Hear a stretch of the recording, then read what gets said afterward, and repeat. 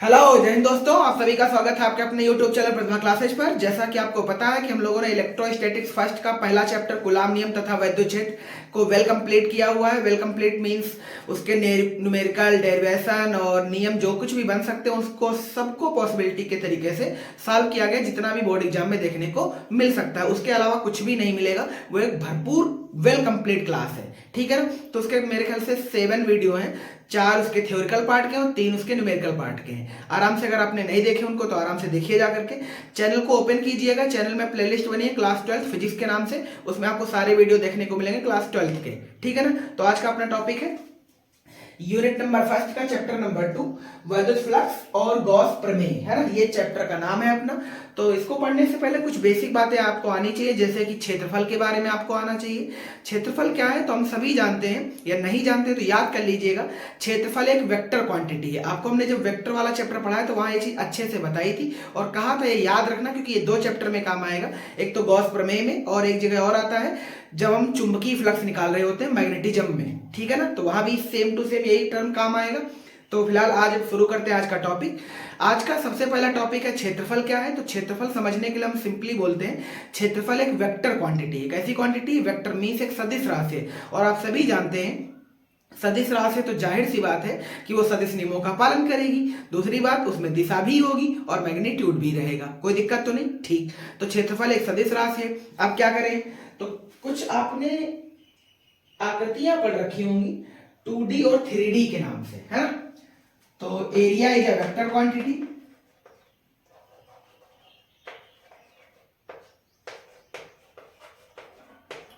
Area कैसी quantity है? Vector. अच्छा, वेक्टर क्वांटिटी तो जाहिर सी बात है कि इसमें दिशा भी होगी।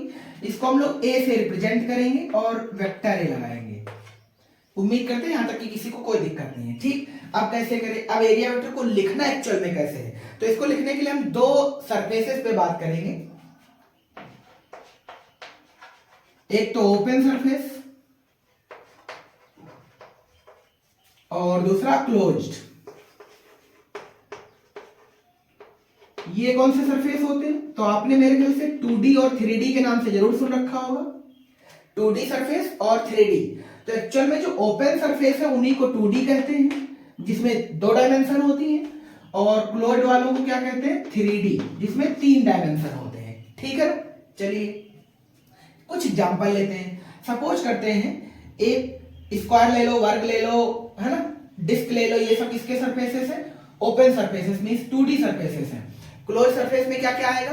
क्यूब है, क्यूबॉइड है ना, सिलेंडर है, स्फेयर है मींस गोला है, घन है, घनाभ है। ये सब आकृतियां किसमें आएंगी? क्लोज सरफेस में। क्लियर हो गया नहीं? ठीक। तो ओपन सरफेस के कुछ एरिया निकाल के देखते हैं। तो ओपन सरफेस में जो एक्चुअल में एरिया का वेक्टर होता है मींस एरिया वेक्टर होता है, वो ऑलवेज सरफेस के परपेंडिकुलर होता है ना। वो ऑलवेज सरफेस के परपेंडिकुलर होता है। जैसे अगर हम कहें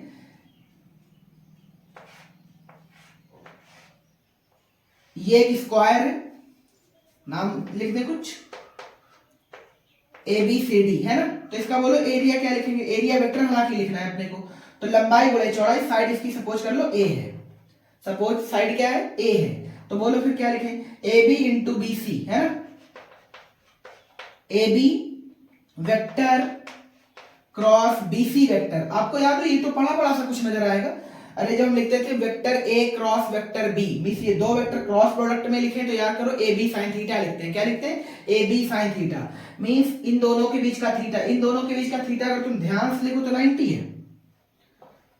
इन दोनों के बीच का थीटा कितना है? 90 है। तो ये इंटू ये साइन थीटा, साइन 90, साइन 90 का मान 1 होता है यार, है ना। तो बोलो फिर इसका मैग्नीट्यूड कितना? तो आप कहेंगे A है, क्योंकि ये साइड A है। साथ में याद करो तो ये अलोंग टू x एक्सिस है। तो फिर बोलो कौन सा लिखें? क्या x अक्ष में आपको याद होगा आई कैप लिखते थे? नहीं याद है तो हम थोड़ा सा आपको याद करा देते हैं। ये प्लेन हमने जब बनाए हुए थे तो x अक्ष, y अक्ष और z अक्ष आपको अच्छे से याद होगा। x अक्ष में जो यूनिट वेक्टर लेते हैं वो लेते हैं आई कैप, इसमें बोलो j कैप, इसमें बोलो k कैप। बस यही वाला फार्मूला हमेशा याद रखना है, ठीक है ना। तो ये बोलो क्या लिखे? तो अगर ये वाली साइड को आप देख पा रहे हो एक्स एक्सिस पे सटीक है, तो A i cap cross BC की वैल्यू बोलो तो A J cap sine 90, sine 90 का मान 1 होता है ना। तो फिर बोलो क्या लिखे, ए तो ये हो जाएगा ए स्क्वायर आई कैप क्रॉस जे कैप, आई कैप क्रॉस जे कैप, आंसर के कैप। अरे ऐसे करते हैं ना, आई कैप क्रॉस जे कैप, आंसर बोलो के कैप। तो ए स्क्वायर के कैप ये इसका वेक्टर मैग्नीट्यूड है, कोई दिक्कत किसी को? ये इसका एरिया वेक्टर है, एरिया वेक्टर बोलो इसका कितना आ गया। तो हमें सभी पता है यार, लंबाई इंटू चौड़ाई होता है और डायरेक्शन के साथ लिखना है, तो फिर के कैप, कोई बुराई नहीं है, ठीक है। ऐसे कुछ एक आधे और एग्जांपल ले लेते हैं, इसे इरेज करें, इसका कोई मतलब नहीं अपने को। सपोज करें ये एक डिस्क है ना, जिसका रेडियस कितना है आर, ठीक। अब बोलो इसका एरिया वेक्टर कितना लिखेंगे, तो area vector equivalent pi are square, क्योंकि सर्किल का जो एरिया होता है वो इतना ही होता है, पाई आर स्क्वायर। अब क्वेश्चन है कि डायरेक्शन क्या लिखे, तो ध्यान से देखो, 2D सरफेस के लिए हमेशा कैसे लिखते हैं, परपेंडिकुलर। एरिया वेक्टर भी ऑलवेज कैसा, परपेंडिकुलर।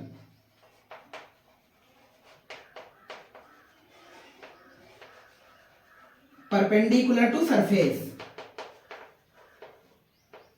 परपेंडिकुलर टू सरफेस, ये लाइन भूलनी नहीं है, ठीक है ना।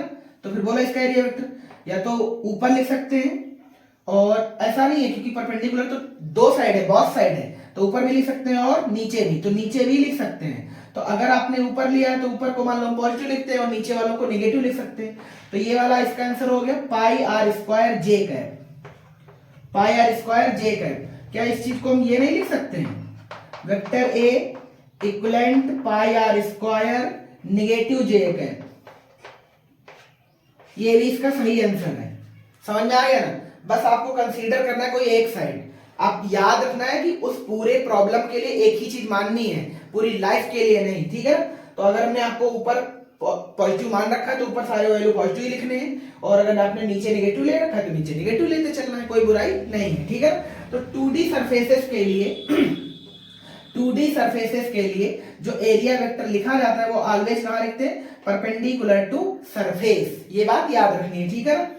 आगे बढ़ते हैं, अब आते हैं इस वाले सरफेस में। इस वाले सरफेस में जो एरिया वेक्टर लिखा जाएगा वो ऑलवेज लिखते हैं आउटवर्ड टू नॉर्मल, है ना, बाहर की तरफ लंबवत, बाहर की तरफ लंबवत।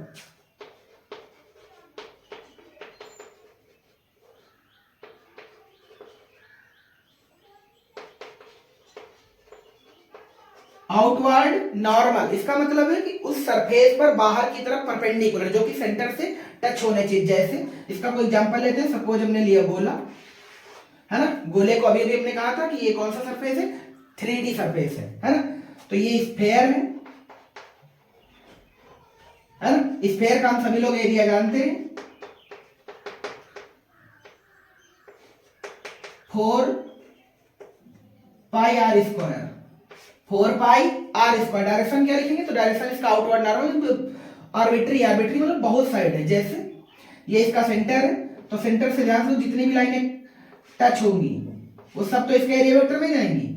आप कहेंगे बिल्कुल कोई दिक्कत नहीं है। तो ऐसे सरफेसेस में जो क्लोज्ड है, मींस वो 3D में है, तो उनका जो एरिया वेक्टर लिखा जाएगा वो कैसे लिखा जाएगा, आउटवर्ड नॉर्मल, कोई दिक्कत नहीं है। कोई एक और सरफेस ले लेते हैं और समझ लेते हैं अच्छे से।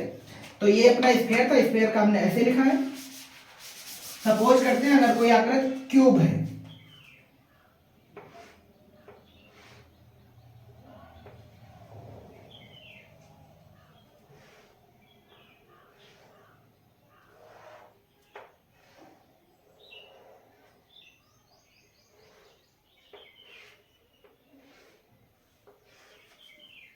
इन साइडों को मिला लो,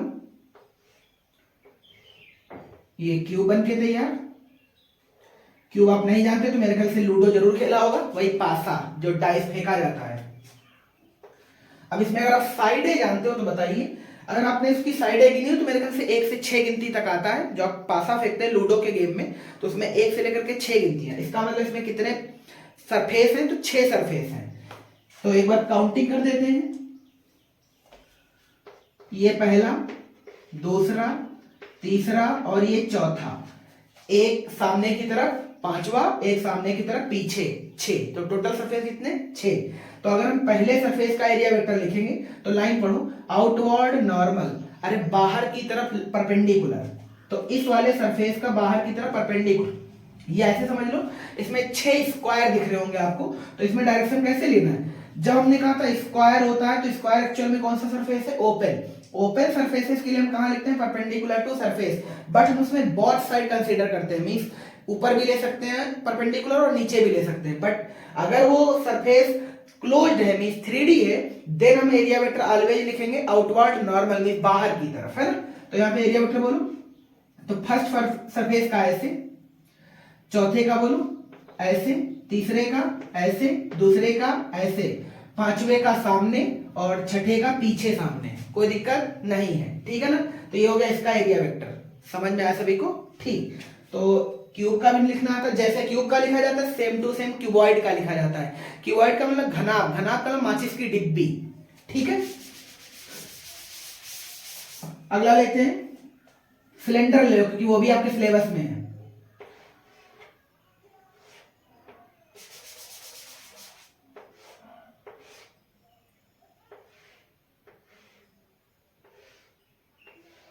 है ना, इसका एरिया वेक्टर बोलो, तो अगर ये वाली सरफेस ले ले तो इसका बोलो एरिया वेक्टर कहां लिखेंगे, आउटवर्ड नॉर्मल, अरे बाहर की ओर। इस वाले का बोलो आउटवर्ड नॉर्मल, बाहर की ओर। इस वाला सरफेस का बोलो, ये जो कर्व सरफेस है ना, आउटवर्ड नॉर्मल, आउटवर्ड नॉर्मल। और एक्चुअल में ये आपने मेरे ख्याल से घर का सिलेंडर या घर में ड्रम जैसा तो कुछ देखा ही होगा, तो इसमें कोई यही दो डायरेक्शन नहीं है, एक्चुअल में इसमें बहुत सारी डायरेक्शन है। आप समझ पा रहे हो तो क्या, सब ऐसे ऐसे निकलेंगे, सब परपेंडिकुलर, है ना। तो जितने भी हमने इधर खींचे सब इसके एरिया वेक्टर हैं।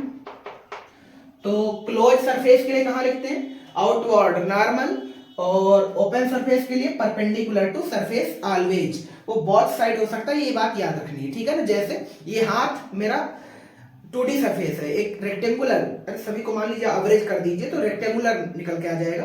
तो इसका एरिया वेक्टर बोलो, तो अगर हम इसको ऐसे रखते हैं तो एरिया वेक्टर या तो ऊपर और या तो नीचे, एरिया वेक्टर या तो ऊपर या तो नीचे, कोई दिक्कत नहीं है। बट अगर ये क्लोज सरफेस होता है ना, ये मान लीजिए कमरा एक क्लोज सरफेस है, तो इसमें मान लीजिए 4 दीवारें बनी, एक बंद बॉक्स जैसा बना है, तो ये जो सामने वाला दीवार का ये वाला बॉक्स है तो उसका एरिया वेक्टर बाहर, ये वाला जो सामने आप बोर्ड वाली दीवार देख पा रहे हैं इसका एरिया वेक्टर पीछे, जो एक सामने देख पा रहे हैं उसका एरिया वेक्टर उधर पीछे, इधर वाली साइड का इधर पीछे, कोई दिक्कत नहीं, क्योंकि ये क्लोज सरफेस है।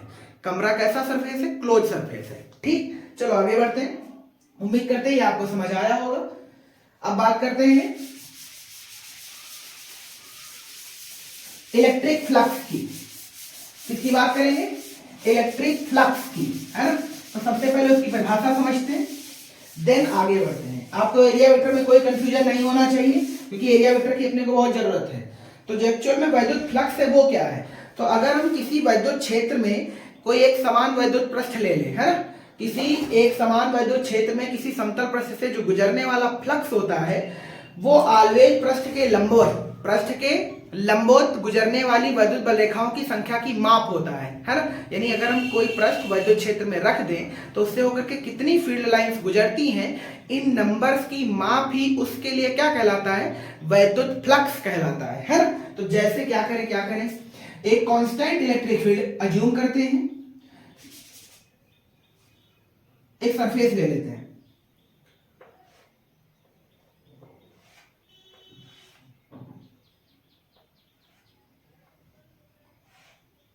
ठीक, और सपोज करते हैं ऐसी जगह पर रखा हुआ है जहां पर कुछ इलेक्ट्रिक फील्ड लाइंस हैं।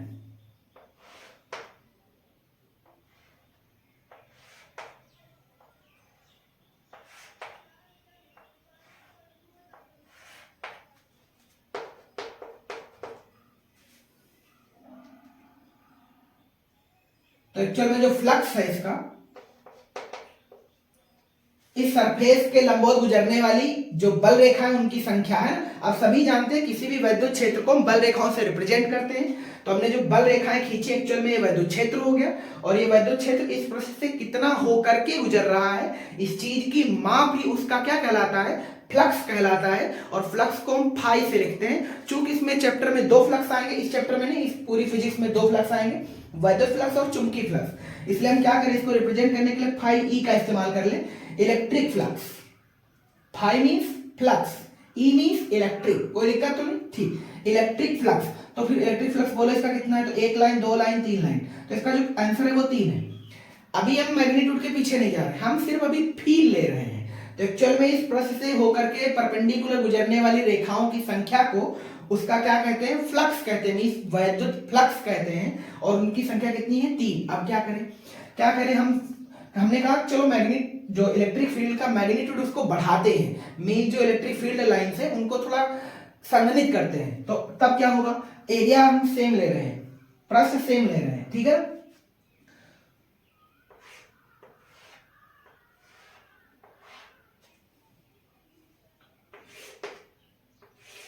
इसमें जो इलेक्ट्रिक फील्ड लाइंस होंगी वो पास पास होंगी,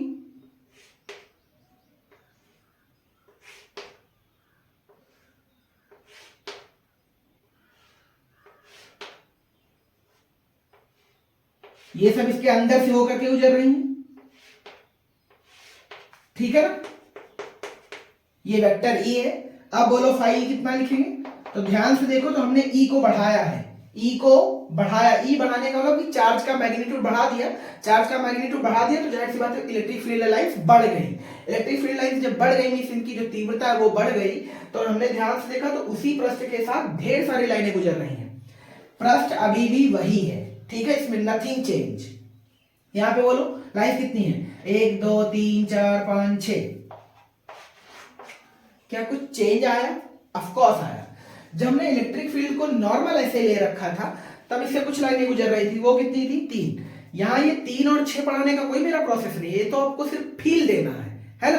तो यहाँ से कितनी गुजर रही थी, 3। हमने कहा कि चलो इलेक्ट्रिक फील्ड को बढ़ाते हैं, इलेक्ट्रिक फील्ड की पावर को बढ़ाते हैं। इलेक्ट्रिक फील्ड को जो पावर बढ़ा करके देखा तो ये लाइनें ज्यादा हो गई, जबकि एरिया भी समतल जो पृष्ठ है वो वही हमारा है, जो यहाँ पर है वही यहाँ पर है, ठीक है ना। अब क्या करें, अब हम एरिया को तो यहाँ पे चेंज कर नहीं रहे थे, अगली बार हमने क्या किया कि चलो पृष्ठ थोड़ा बड़ा ले लें, पृष्ठ थोड़ा बड़ा ले लें।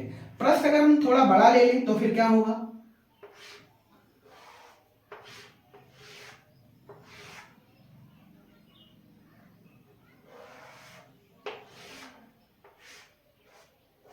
है ना, पृष्ठ थोड़ा बढ़ा लिया तो अपने को समझ आया कुछ, क्या क्या लाइनें ज्यादा निकलेंगी यार, तो आप कहेंगे बिल्कुल ज्यादा निकलेंगी, है ना।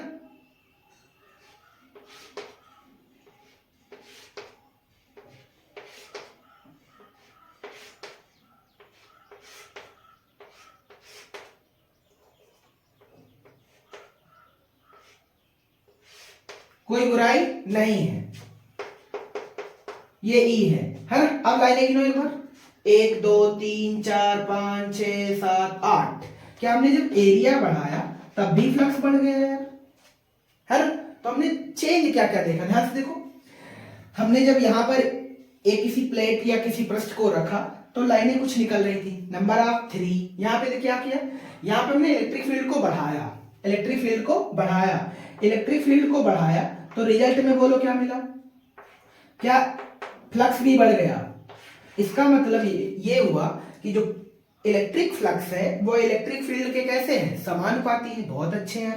यहाँ पे बोलो, यहाँ पे क्या हमने एरिया ही बढ़ा दिया है, तो आप कहेंगे बिल्कुल, जब एरिया ही बढ़ा दिया तब भी फ्लक्स बढ़ गया, है ना। इसका मतलब जो फाई ई है वो एरिया के भी समानुपाती है, डायरेक्टली प्रोपोर्शनल है।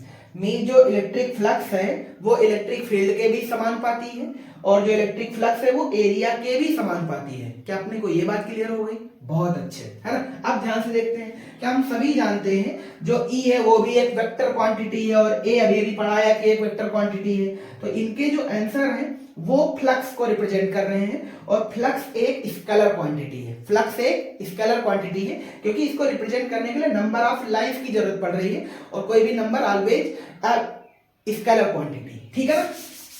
तो आगे बढ़ते हैं यार, अब ध्यान से देखेंगे,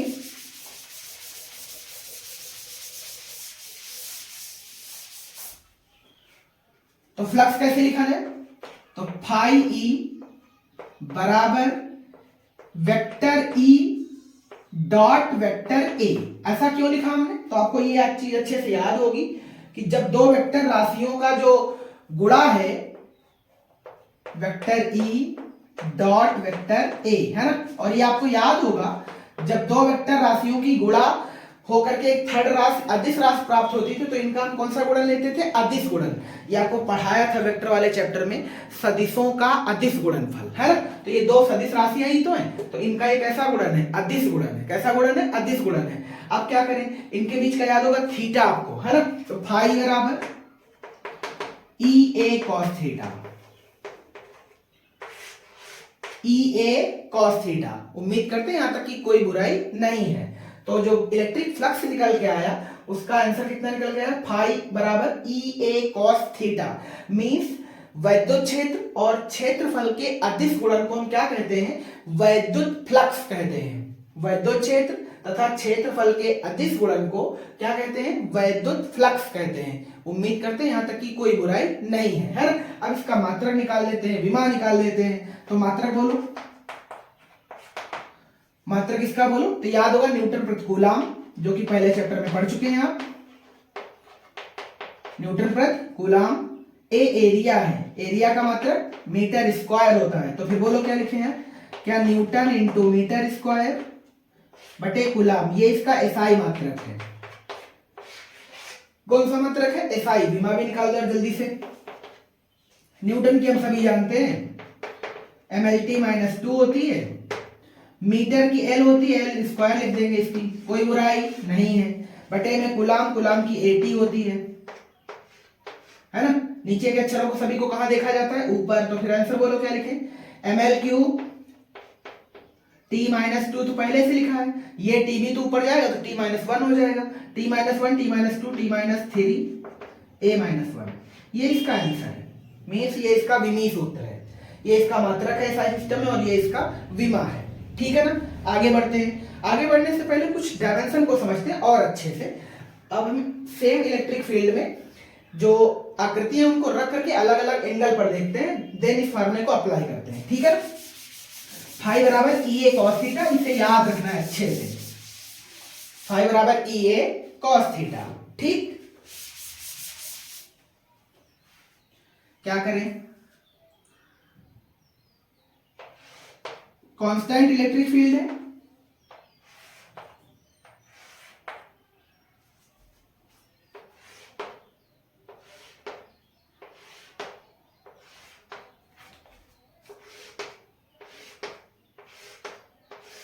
ठीक। मैग्नीट्यूड ई नॉट है,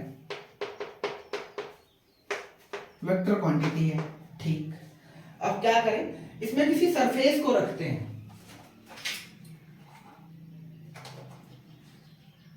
चलो कोई सरफेस अज्यूम करते हैं। आप मेरे ख्याल से एक चाप का जो बॉक्स है उसे देख पा रहे होंगे, और इसकी आकृत रेक्टेंगुलर है, मींस आयताकार है ना। चलो समझते हैं। अगर हम कहें ये ऐसे रखा हुआ है तो इसका एरिया वेक्टर बोलो, या तो ऊपर या तो नीचे, है ना। ये एक्चुअल में ऐसे ही, बाकी आप देख पा रहे हो तो ये घनाभ में है। कैसा है? घनाभ। तो पहले इसको घनाभ समझते हैं, इसके फेस गिन लेते हैं। एक फेस, दो फेस, तीन फेस, चार फेस, है ना, पांच फेस और 6 फेस। क्लियर हो गया ना। तो टोटल कितने फेस है? 6। बट अभी हम इसे एक पेपर इसको समझो तो जाहिर सी बात है आयताकार है। ठीक है ना। ध्यान से देखेंगे, अगर हम इसको यहाँ पे ऐसे रख दें, इस पृष्ठ को हम यहाँ पर, ये 2D है, अभी के लिए हम 2D मानते हैं। इसको अगर हम ऐसे रखते हैं तो ध्यान से देखो, तो ये वेक्टर ऊपर या तो नीचे, या तो ऊपर या तो नीचे। यहाँ पे चलते हैं, थोड़ा घुमा के रखते हैं। सपोज ऐसे रख दिया। जब ऐसे रखा तो ध्यान से, तो एरिया वेक्टर या तो उधर या तो पीछे, या तो उधर आगे या तो उधर पीछे। अब क्या करें?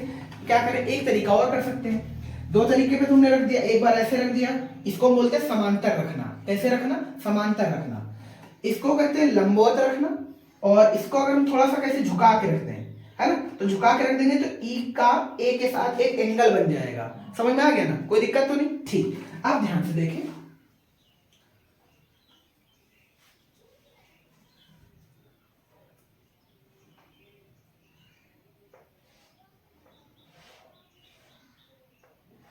एक बार हमने सरफेस को ऐसे रखा, मीन्स ये ऐसे रखा हुआ है, कोई दिक्कत तो नहीं। जब ऐसे रखा हुआ है तो ध्यान दो, तो एरिया वेक्टर कहाँ है? ऊपर। कहाँ है? एरिया वेक्टर ऊपर, है ना। अब बोलो इसका फाई क्या लिखें? तो फाई बराबर हमने तो पढ़ रखा है ये कॉस थीटा। जो थीटा होता है वो ऑलवेज याद रखना वेक्टर ई और वेक्टर ए के बीच का एंगल होता है, ना कि वेक्टर ई और इस सरफेस के बीच का एंगल। वेक्टर ई और सरफेस के बीच का एंगल तो 0 है, बट वेक्टर ई और वेक्टर ए के बीच का एंगल 90 है ना। तो थीटा बोलो कितना है? 90। अरे ये वाली फील्ड लाइंस है, ये वेक्टर ए, फील्ड लाइंस ऐसे जा रही, वेक्टर ए ऊपर है, तो बोलो थीटा पे कितना है? तो 90 है। कितना है? 90। कॉस 90 का मान 0, तो फाई बोलो कितना आ जाएगा? 0। कोई दिक्कत तो नहीं? ठीक। यहां पे आते हैं, यहां पे इसी सरफेस को परपेंडिकुलर रखते हैं। परपेंडिकुलर रखने का मतलब है कुछ ऐसे, है ना। सरफेस वही ABCD, ठीक। अब इसका एरिया वेक्टर बोलो, तो चूंकि ऐसे रखा हुआ है ऐसे, तो एरिया वेक्टर या तो उधर या तो इधर, है ना। तो हम एक ही साइड कंसीडर कर सकते हैं, फिलहाल ले सकते हैं दोनों साइड। तो ये इसका एरिया वेक्टर है, ठीक है ना। अब बोलो फाई क्या लिखे? तो फाई बराबर होता है ए कॉस थीटा। फाई बराबर ए कॉस थीटा। थीटा किसके बीच का एंगल है? वेक्टर ई और वेक्टर ए के बीच का एंगल, ना कि वेक्टर ई और सरफेस के बीच का एंगल। ये बात याद रखनी है। तो वेक्टर ई का वैल्यू ई नॉट है, वेक्टर ई की वैल्यू ई नॉट है, और ए की वैल्यू तो ए ही है, साथ में वेक्टर ए है, तो ई नॉट ए कॉस 0 का मान यहाँ पे थीटा बोलो कितना है? 0। अरे वेक्टर ई नॉट और वेक्टर ए पैरेलल है, समांतर है, समांतर में समांतर रेखाओं के बीच एंगल कितना? 0, है ना। तो ई नॉट ए आ जाएगा, मीन से फाई की वैल्यू आ गई। कोई बुराई नहीं है, ठीक। अब क्या करें, क्या करें? अब इसमें एक प्रश्न ऐसे लेते हैं जो ई से कोई थीटा कोण पे झुका हुआ है ना। जैसे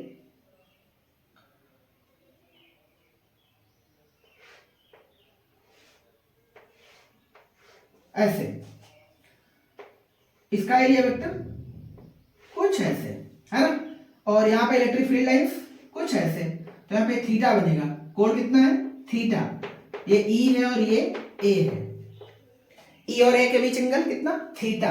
अब बोलो फ्लक्स कितना लिखें? तो फ्लक्स अब लिखा जाएगा ई ए कॉस थीटा। फाई बराबर ई ए कॉस थीटा। उम्मीद करते हैं डायग्राम आपको समझ आया होगा और इसमें कोई बुराई नहीं है, ठीक है ना। इन्हें सब उतारते चले, सब काम की चीजें, काम आएंगी आपको।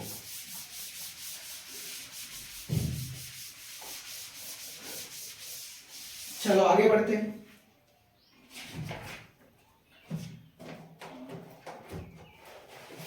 अब एक इसकी स्टैंडर्ड परिभाषा सुन लीजिए।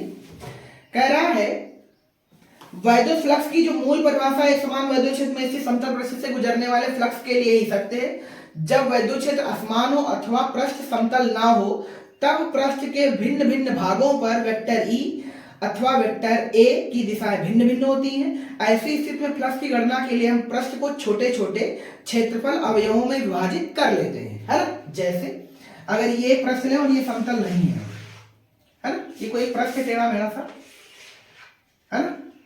तो फिर इसका फ्लक्स कैसे लिखेंगे? तो इसके फ्लक्स करने के लिए क्या करते हैं, इसकी बाउंड्री पे जाकर के छोटे छोटे एरिया वेक्टर या समतल पृष्ठ काट लेते हैं। ऐसे हमने 2 3 4 काट लिए,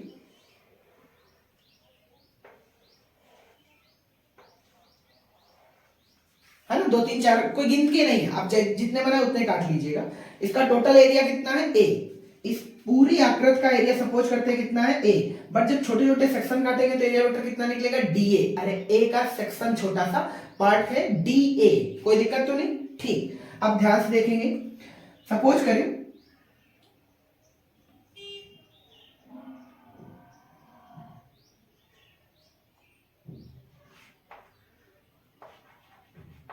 वेक्टर डी ऐसे है, वेक्टर ई ऐसे है ना। हर सरफेस पे यही कर लेते हैं। ये वेक्टर डी है, ये वेक्टर ई है ना। आप ध्यान से देख पा रहे तो इनके बीच का कोण थीटा है। बहुत अच्छे, सब कुछ यही हर जगह हो रहा है। अरे एरिया वेक्टर ऑलवेज बंद पृष्ठ के लिए किधर लेते हैं? आउटवर्ड नॉर्मल, बाहर की तरफ। Vector E theta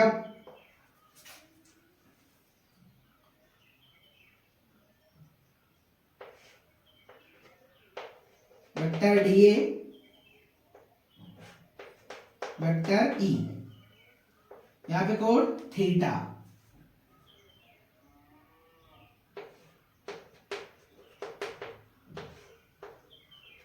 vector E theta, है ना। अब इसका फ्लक्स कैसे लिखा जाएगा, तो इसका फ्लक्स एक पृष्ठ का बोलो क्या लिखेंगे, डी फाई बराबर, क्योंकि ई सभी जगह कांस्टेंट है, vector E dot vector DA. Actual में मुझे पूरे सरफेस का निकालना है, ये तो एक सरफेस का है जो हमने एक पर्टिकुलर पॉइंट लिया हुआ है, उसका फ्लक्स कितना है, डी फाई बराबर ई डीए। आराम से लिखेंगे ई डीए कॉस थीटा, बट अगर मैं पूरे पृष्ठ का निकालना हो तो फिर समाकलन करते हैं, क्या करते हैं, समाकलन। तो डी फाई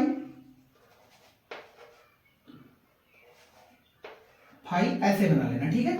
और ये इसका क्लोज सरफेस का है ना, तो डी फाई बराबर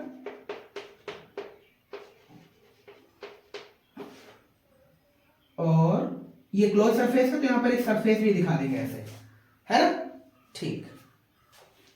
या आप इसे ए भी लिख सकते हैं, यहां पर क्या लिख सकते हैं, ए, ठीक। अब बोलो क्या लिखें इसको, तो डी फाई को हम एक्चुअल में फाई लिख सकते हैं, या अभी भी डी फाई लिखा रहने दें, फाई लिख लो अब, ठीक है ना। फाई बराबर, तो जो चीज कांस्टेंट है उसका इंटीग्रल नहीं करेंगे, तो ई को बाहर लिख लो ऐसे, और डीए ही तो वेरिएबल है यहां पर, तो जो वेरिएबल उसी को तो लिखेंगे। तो डीए का पृष्ठीय समाकलन, वेक्टर डीए का पृष्ठीय समाकलन करेंगे और ये अपना आंसर हो जाएगा, कोई दिक्कत तो नहीं। यानी इस सरफेस का जो इलेक्ट्रिक फ्लक्स है वो फाई ई बराबर वेक्टर ई डॉट पृष्ठीय समाकलन, इस साइन को क्या पढ़ेंगे, पृष्ठीय समाकलन डीए, कोई दिक्कत तो नहीं। यानी इस हम टोटल पृष्ठ का क्या कर लेंगे, समाकलन कर लेंगे, टोटल एरिया ले लेंगे। तो टोटल एरिया इसका अगर ये गोला होता तो जाहिर सी बात है 4 पाई आर स्क्वायर होता, अन्य अन्य आकृतियों में अलग अलग होगा, ठीक है ना। अब आगे बढ़ते हैं। अब ये कह रहा है इस चीज को हम कहते हैं पृष्ठ के लिए समाकलन, संपूर्ण पृष्ठ के लिए समाकलन, तो वो छोड़ो। नेक्स्ट है विद्युत क्षेत्र में स्थित किसी पृष्ठ से संबंध विद्युत फ्लक्स का मान उस पृष्ठ पर विद्युत क्षेत्र के पृष्ठ के समाकलन के बराबर होता है, जो कि ये लिखा हुआ है। आगे है यदि विद्युत क्षेत्र में स्थित पृष्ठ बंद पृष्ठ हो, अर्थात वह पृष्ठ किसी आयतन को परिबद्ध करता हो, तब उसके पृष्ठ समाकलन को समाकलन के चिन्ह पर वृत्त बनाकर प्रदर्शित करते हैं। अगर कोई आकृति 3D है, आकृति कैसी है, 3D है, देन हम उसको रिप्रेजेंट करने के लिए क्या करेंगे, समाकलन के साथ एक गोला सा बना देंगे, है ना। क्या बना देंगे, गोला, वो भी यहां पर, ठीक है ना। इसको बोलते हैं बंद पृष्ठ का समाकलन, क्या बोलेंगे, बंद पृष्ठ का समाकलन, ठीक है ना। तब उसके पृष्ठ समाकलन को समाकलन के चिन्ह पर वृत्त बनाकर प्रदर्शित करते हैं, अर्थात बंद पृष्ठ के लिए आंसर बोलो क्या लिखेंगे, तो बंद पृष्ठ के लिए आंसर लिखा जाएगा इंटीग्रल डीए, ये हो गया बंद पृष्ठ के लिए, ठीक है ना। बस फार्मूले लिखने के कुछ तरीके, और ये स्टैंडर्ड तरीके हैं, एक्चुअल में फ्लक्स को ऐसे ही डिनोट किया जाता है, ठीक। अब क्या करते हैं, कुछ बातें ये हैं कि देखो कभी कभी फील्ड लाइंस अंदर से गुजरती हुई नजर आएंगी और कभी फील्ड लाइंस अंदर घुसती हुई नजर आएंगी, तो जब बाहर निकलती हुई प्रतीत हो तब हम कहते हैं कि फ्लक्स को पॉजिटिव लिखा जाता है। जब अंदर आती हुई नजर आई या फिर ऐसा लगे कि अंदर लाइनें आ रही तब फिर फ्लक्स को निगेटिव लिखते हैं, ठीक है ना। तो जैसे एक डायग्राम बना देते हैं आपको, जबकि इस वाले डायग्राम के लिए जितने भी हमने डायग्राम बनाए उन सब में इलेक्ट्रिक फील्ड बाहर निकल रही थी, इलेक्ट्रिक फील्ड लाइनें बाहर निकल रही है, तो इसका मतलब वो पॉजिटिव है, कैसा है, पॉजिटिव है ना। जैसे ये कोई एक सरफेस है ना, ये कोई सरफेस है, इस वाले में दिखा दिया कि लाइनें अंदर आ रही हैं, बहुत सारी जो परपेंडिकुलर सब अंदर प्रवेश कर रही हैं,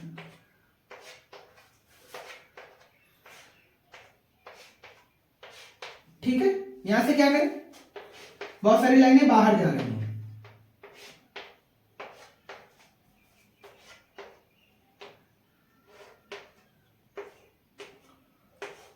है ना। तो इस पर न्यूमेरिकल भी आएगा कि लाइनें अंदर आ रही हैं, लाइनें अंदर जा रही हैं, बाहर जा रही हैं। तो यहां से ध्यान से, तो अंदर आ रही हैं, अंदर आ रही हैं तो फिर फ्लक्स कैसा है, ऋणात्मक, ये बात याद रखनी है सभी को, ठीक है ना। और जब इलेक्ट्रिक फील्ड लाइंस बाहर ऐसे निकले तब जो हम फ्लक्स लिखेंगे वो कैसा लिखेंगे, धनात्मक, कैसा लिखेंगे, धनात्मक, कोई बुराई नहीं है, ठीक। यहां तक की कहानी तो हो गई विद्युत फ्लक्स की। अब थोड़ा सा जान लेते हैं घनकोण के बारे में। घनकोण या सॉलिड एंगल कह सकते हैं। और नेक्स्ट क्लास में हम लोग बात करेंगे इस पर गॉस प्रमेय पर। कोई दिक्कत तो नहीं? ठीक, तो इसे इरेज करते हैं। जब फील्ड लाइंस बाहर निकले तो फिर फ्लक्स कैसा होगा? पॉजिटिव। और जब फील्ड लाइंस पृष्ठ में प्रवेश करें, अंदर आए, तब इसको क्या बोलेंगे? निगेटिव, मीन्स ऋणात्मक। ठीक, ये बात भूलना नहीं है। अब क्या करें? घनकोण, सॉलिड एंगल, इसकी भी जरूरत पड़ेगी। ठीक है ना? तो इसको पढ़ने से पहले आप सभी ने पढ़ा होगा कोण के बारे में। कोण के बारे में सबने आपने पढ़ रखा होगा कि जो वृत्त की चाप होती है, वृत्त की चाप है ना, जैसे एक ये सर्कल है, ये इसकी रेडियस है, और यहां पे जाकर के जब हम एक चाप लगाते थे तो सपोज कर लो वो यहां लगाई है, यहां से काटा और यहां से काटा। अगर हम इसको यहां से मिला देते तो याद करो यहां पर एक कोण बनता था, है ना, जिसको हम प्लेन एंगल बोलते हैं। क्या बोलते हैं? Plane angle. तो जिस प्रकार वृत्त की चाप वृत्त के केंद्र पर एक कोण बनाती है, ठीक उसी प्रकार एक पृष्ठ की बाउंड्री भी इसके केंद्र पर एक कोण बनाती है। जिस प्रकार वृत्त की चाप इसके केंद्र पर एक कोण डालती है, ठीक उसी प्रकार किसी पृष्ठ की जो बाउंड्री है, वो बाउंड्री मिलकर के भी इस पर एक कोण डालती है। उस कोण को क्या बोलते हैं? घन कोण। कौन सा कोण? घन कोण या सॉलिड एंगल या क्यूबो एंगल कह सकते हैं, क्यूब एंगल। ठीक है ना? ध्यान से देखो, सपोज करें इसका नाम क्या है? O है, और चूंकि ये पृष्ठ बराबर नहीं है इसलिए यहां पर हम एक छोटा सा एरिया मान लेते हैं, छोटा सा एरिया मान लेते हैं। इस छोटे से एरिया पे की बाउंड्री को इससे टच करते हैं, है ना, और ये इसकी एक्सिस है। समझ में आ गया नहीं? ठीक। अब ध्यान से अगर आप देखो तो इस वाले सरफेस का जो एरिया वेक्टर है वो बाहर है। एरिया वेक्टर किधर है? बाहर है ना? तो ये बाउंड्री जो इसकी है, क्या बाउंड्री इस पर एक कोण बना नहीं? तो आप कहेंगे बिल्कुल, यहां पर। तो यहां पर जो एक कोण बन रहा है एक्चुअल में उसी को कहते हैं घन कोण। घन कोण को रिप्रेजेंट करने के लिए ओमेगा का इस्तेमाल करते हैं। चूंकि पृष्ठ का हमने एक छोटा सा सेक्शन लिया इसलिए हम इस कोण को क्या लिखेंगे? D omega. क्या लिखेंगे? D omega. तो जो डी ओमेगा का वैल्यू होता है वो होता है D A upon R square. D omega का वैल्यू कितना? D A upon R square. चूंकि इसका भी मात्रक मीटर स्क्वायर, इसका भी मात्रक मीटर स्क्वायर कैंसिल हो जाएगा, तो जो यूनिट आएगा उसका वो आएगा स्टेरेडियन। आप याद करो कि पूरक राशि है, कंप्लीमेंट्री क्वांटिटी है। कैसी क्वांटिटी है? कंप्लीमेंट्री। अरे इनका ये विमाहीन राशि है, इनका मात्रक नहीं होता है। कोई दिक्कत किसी को? ठीक। नेक्स्ट वीडियो में हम लोग बात करेंगे प्रमेय पर। कौन सी प्रमेय? गॉस प्रमेय, जो कि बंद पृष्ठ से ही रिलेटेड है। तो ये वाली क्लास जो आज खत्म हुई बहुत छोटी सी क्लास है, इसे आप सभी देख करके आइएगा। कौन सा पढ़ने के लिए? गॉस प्रमेय पढ़ने के लिए, है ना। अगर आपने इस क्लास को देखा है सही से तो फिर ये वाली क्लास आपको अच्छे से समझ आएगी। ठीक है ना। Thanks for watching. जय हिंद।